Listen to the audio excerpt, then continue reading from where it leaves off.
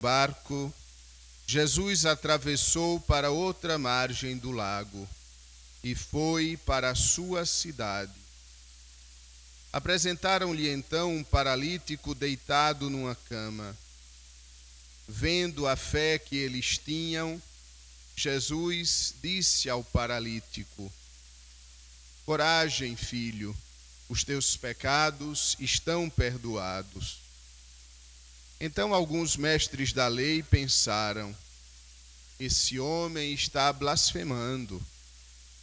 Mas Jesus, reconhecendo os pensamentos deles, disse: Por que tendes esses maus pensamentos em vossos corações? O que é mais fácil dizer: os teus pecados estão perdoados, ou dizer: levanta-te e anda? Pois bem, para que saibais que na terra o Filho do Homem tem poder para perdoar pecados, disse então ao paralítico: levanta-te, pega a tua cama e vai para a tua casa. O paralítico então se levantou e foi para a sua casa. Vendo isso, a multidão ficou com medo e glorificou a Deus por ter dado tal poder aos homens. Palavra da salvação. Caríssimos irmãos e irmãs, prezados internautas que nos acompanham através das mídias sociais de nossa comunidade paroquial. O tempo comum é esse tempo que vai depois da Epifania, depois do Natal, nós celebramos a Epifania, e ali, no começo do ano, inicia o tempo comum. E ele vai até o início da Quaresma. Na Quaresma, nós pausamos o tempo comum e retomamos o tempo comum depois da celebração de Pentecostes. É um tempo onde nós não celebramos nada de particular, mas nós ouvimos a Jesus. Nós celebramos o Senhor que se dá a conhecer. E no tempo comum, quando a igreja se veste de verde, os textos do Evangelho são normalmente milagres ou discursos de Jesus, para que nós, ouvindo o que Jesus falou, ou presenciando pela fé o que Jesus fez, nós possamos alimentar a nossa vida espiritual. Pois bem, no Evangelho de hoje, nós nos deparamos com um milagre de Jesus. Jesus que cura um paralítico. Mas antes de curar aquele paralítico, Jesus realizou um milagre ainda maior. Milagre maior do que um paralítico andar é alguém ter os seus pecados perdoados. Melhor do que levantar-se em suas pernas físicas, mais importante é levantar-se no seu espírito, porque cada vez que nós pecamos, nós caímos, nós somos jogados ao chão, e cada vez que nós recebemos de Deus o perdão, nós nos reerguemos. Por isso Jesus, antes de curar aquele paralítico, Jesus perdoou os seus pecados, para nos mostrar que verdadeiramente o que nos paralisa, verdadeiramente o que nos deixa caído ao chão, não é uma enfermidade do corpo, mas é o pecado, que nada mais é que uma enfermidade da alma, uma enfermidade que mata e destrói a alma. Jesus então toma este homem e coloca para nós como exemplo: eu quero fazer de ti o que eu fiz com esse paralítico. Filho, os teus pecados estão perdoados. E entra então a descrença.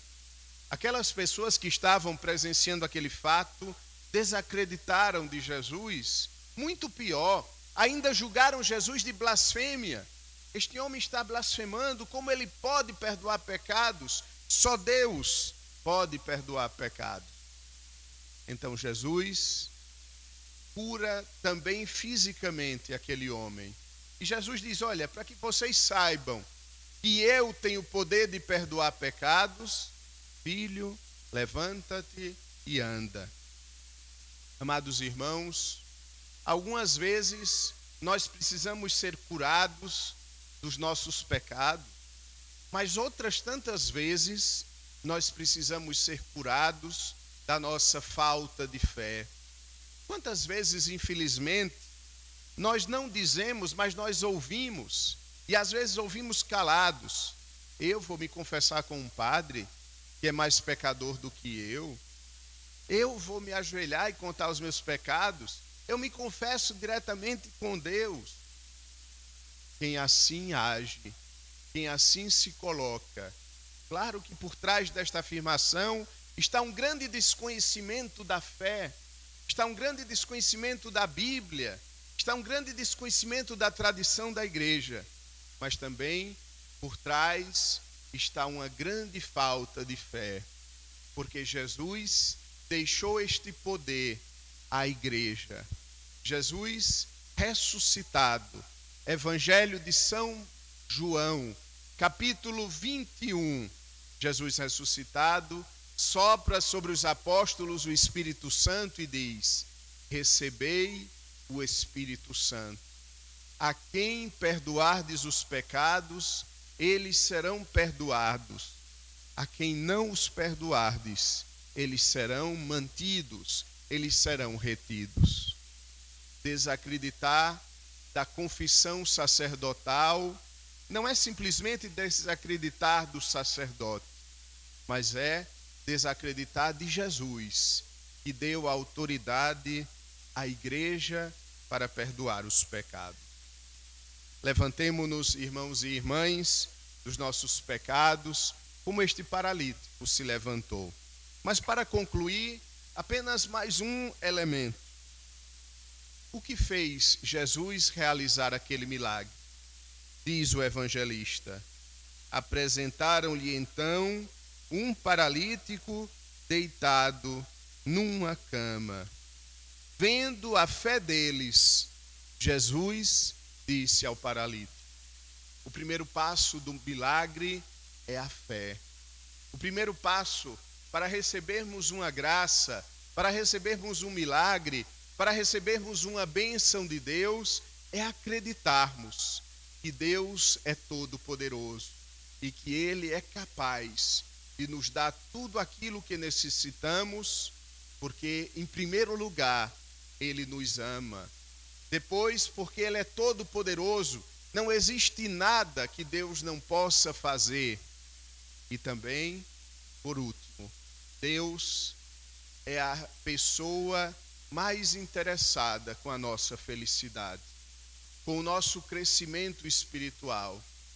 Assim como o agricultor espera que a planta dê seus frutos, Deus espera muito mais de nós, que possamos atingir a maturidade da fé e darmos frutos e assim enriquecermos o mundo.